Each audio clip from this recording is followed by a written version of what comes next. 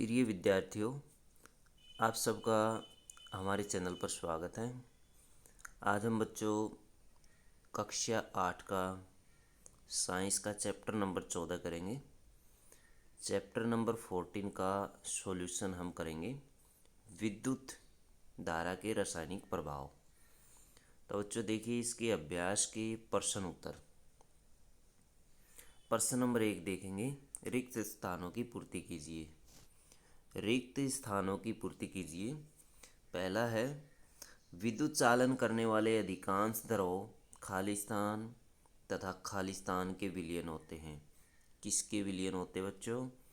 इसमें आप फिल कर देंगे, अम्ल, अक्षार और लवण के विलयन होते हैं। अम्ल, अक्षार और लवण के।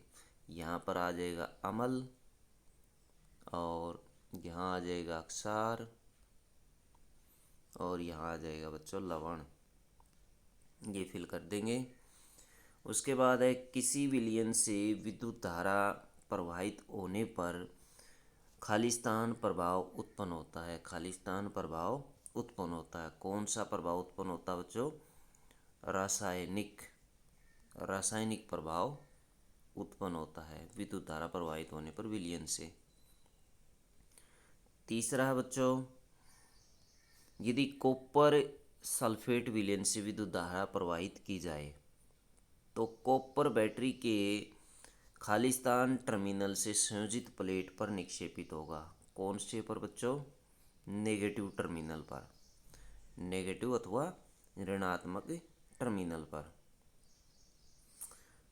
तो बच्चों इसमें आप भर सकते हैं नेगेटिव या ऋण। विद्युत धारा द्वारा किसी पदार्थ पर वांछित धातु की परत निक्षेपित करने की प्रक्रिया को खालिस्तान कहा जाता है। क्या कहते हैं? विद्युत लेपन कहा जाता है। ये फिल कर देंगे।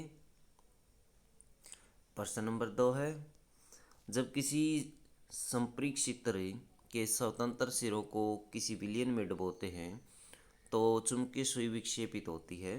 क्या आप ऐसा होने के कारण की व्याख्या कर सकते हैं?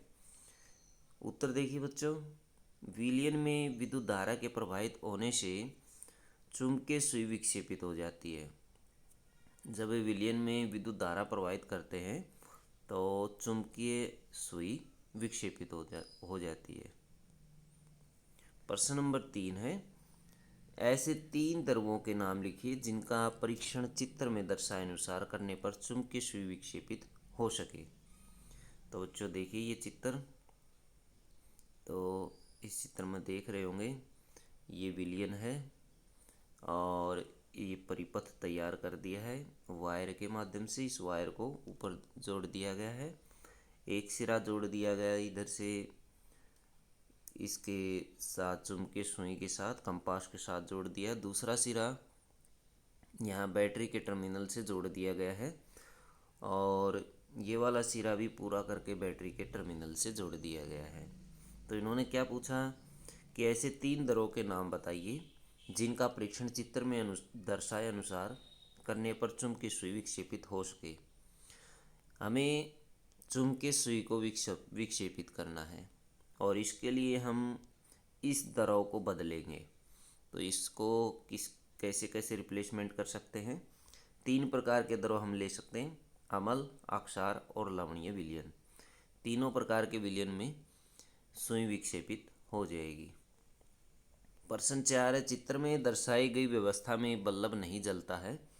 क्या आप संभावित कारणों की सूची बना सकते हैं? अपने उत्तर की व्याख्या कीजिए। तो बच्चों ये है चित्र, ये देख सकते हैं ये बल्ब है, ये बैटरी जोड़ दी गई है और नीचे विलयन जोड़ दिया गया है। ये विलयन जोड़ दिया गया बच्चों।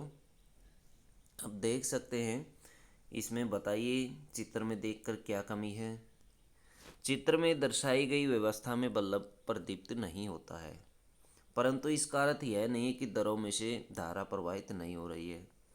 हो सकता है कि द्रव इतना दुर्बल हो कि बल्ब को प्रदीप्त करने में समर्थ न हो।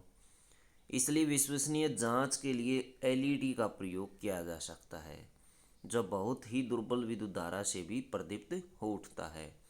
तो बच्चों यहाँ हो सकता है ये जो द्रव प्रयोग किया गया है ये दुर्बल है और यहाँ पर जो बल्ब जुड़ा हुआ वो बड़ा है। यहाँ एलईडी बल्ब जोड़ दें। कौन सा जोड़ दें? एलईडी बल्ब जोड़ दें। वो कम से कम विद्युत धारा में भी जल जाता है, प्रदीप्त हो जाता है। तो बच्चों ये था प्रश्न नंबर 4। आगे है प्रश्न नंबर 5। दो द्रवों ए और बी के विद्युत चालन की जांच करने के लिए एक संपरीक्षित्र का प्रयोग किया गया। यह देखा गया कि संपरीक्षित्र का बल्ब द्रव ए के लिए चमकीला दीप्त हुआ, जबकि बी के लिए अत्यंत धीमा दीप्त हुआ। आप निष्कर्ष निकाल सकते हैं कि द्रव ए द्रव बी से अच्छा चालक है, द्रव बी द्रव ए से अच्छा चालक है। दोनों द्रवों की चालकता समान है। द्रवों की चालकता के गुण की तुलना इस प्रकार नहीं की जा सकती। तो ऑप्शन इसमें देखिए बच्चों कौन सा आएगा। पहला ऑप्शन आएगा द्रव ए द्रव बी से अच्छा चालक है। क्या शुद्ध जल विद्युत का चालन करता है?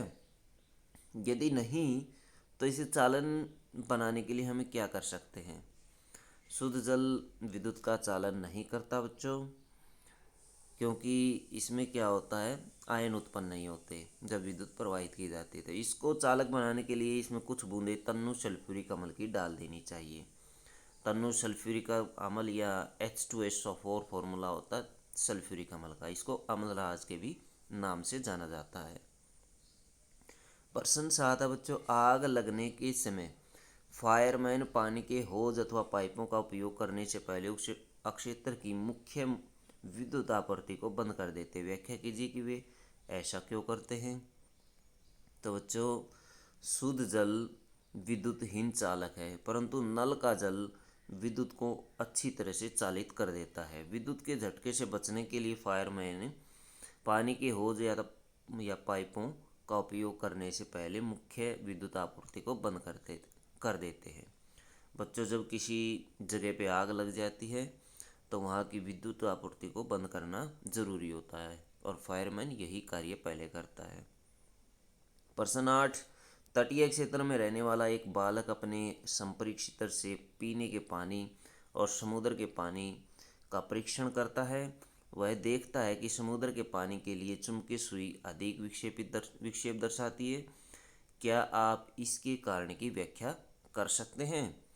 तो बच्चों समुद्र के पानी में लवणों की सघनता अधिक होती है, इसलिए चुंबकीय सुई अधिक विक्षेपित हो जाती है। क्या तेज वर्षा के समय किसी लाइनमैन के लिए बाहरी मुख्य लाइन के विद्युत तारों की मरम्मत करना सुरक्षित होता है? व्याख्या कीजिए। बिल्कुल नहीं। लाइनमैन के लिए वर्षा के समय बाहरी मुख्य लाइन के विद्युत तारों की मरम्मत करना सुरक्षित नहीं है, क्योंकि वर्षा का जल विद्युत का चालक है। यह विद्युत का अच्छा चालक है, सुचालक है, जिससे लाइनमैन को विद्युत का झटका लग सकता है। पहले ने सुना था कि वर्षा का जल उतना ही शुद्ध है जितना कि अशुद्ध जल, इसलिए उसने एक स्वच्छ कांच के बर्तन में कुछ जल को एकत्रित करके संपरीक्षित्र से उसका परीक्षण किया। तो बच्चों संपरीक्षित्र एक यंत्र होता है जिसमें चुंबकीय सुई अथवा कंपास लगी होती है, एक परिपथ को पूर्ण करता है। ये आपने ऊपर चित्र में देखा होगा, वो संपरीक्षित्र का चित्र था। अब देखिए उसी के माध्यम से हम संपरीक्षित्र से परीक्षण करेंगे। उसे यह देखकर आश्चर्य हुआ कि चुंबकीय सुई विक्षेप दर्शाती है। इसका क्या कारण हो सकता है? पहले ने सुना था कि वर्षा का जल शुद्ध है, फिर भी वो विक्षेप दिखाता है। चुंबकीय सुई में विक्षेप क्यों होता है? निस्संदेह वर्षा का जल अशुद्ध जल की तरह ही शुद्ध होता है, परंतु वातावरण की अशुद्धियों से भरा पड़ा है। वातावरण जो है, वातावरण के अंदर बहुत सारी गैसें हैं। CO2 गैस है, NO2 गैस है, नाइट्रोजन के ऑक्साइड है बच्चों, और सल्फर के ऑक्साइड हैं। तो इस तरह की जो गैसें हैं वो उसके साथ मिक्स हो जाती है और मिक्स होकर के उसको अशुद्ध बना देती है। ये अशुद्धियाँ वर्षा के जल में घुलकर इसे विद्युत का चालक बना देती है। प्रश्न नंबर 11 है, अपने आसपास उपलब्ध विद्युत लेपित वस्तुओं की सूची बनाइए। विद्युत लेपित वस्तुएं बच्चों जिन पर परत चढ़ाई गई है, लोहे की वस्तुएं जिन पर परत चढ़ाई गई है, जैसे साइकिल का हैंडल, कार के पहिए, कृत्रिम गहने, स्नानागृह के नल, टोटियाँ होती है बच्चों, गैस चूल्हे के बर्नर, इनके ऊपर भी विद्युत लेपन किया होता है। जो प्रक्रिया आपने पाठ्यपुस्तक की क्रियाकलाप 14.7 में देखी वह कॉपर के शोधन में उपयोग होती है। एक पतली शुद्ध कॉपर छड़ी एवं एक अशुद्ध कॉपर की छड़ी इलेक्ट्रोड के रूप में उपयोग की जाती है। कौन सा इलेक्ट्रोड बैटरी के धन टर्मिनल से संयोजित किया जाए, कारण भी लिखिए। तो बच्चों इसका उत्तर देखिए, जब कॉपर सल्फेट विलयन में विद्युत धारा प्रवाहित की जाती है तो कॉपर सल्फेट कॉपर और सल्फेट आयनों में वियोजित हो जाता है। ये वियोजित है बच्चों। कॉपर ऋण टर्मिनल पर जुड़े अशुद्ध कॉपर इलेक्ट्रोड पर निक्षेपित हो जाता है, जबकि धन टर्मिनल पर जुड़ा शुद्ध कॉपर इलेक्ट्रोड विलयन में कॉपर की आपूर्ति करता है। तो बच्चों ये थे आपके इस लेसन के क्वेश्चन आंसर। वीडियो अच्छी लगे तो बच्चों लाइक करें, हमारे चैनल सब्सक्राइब करें।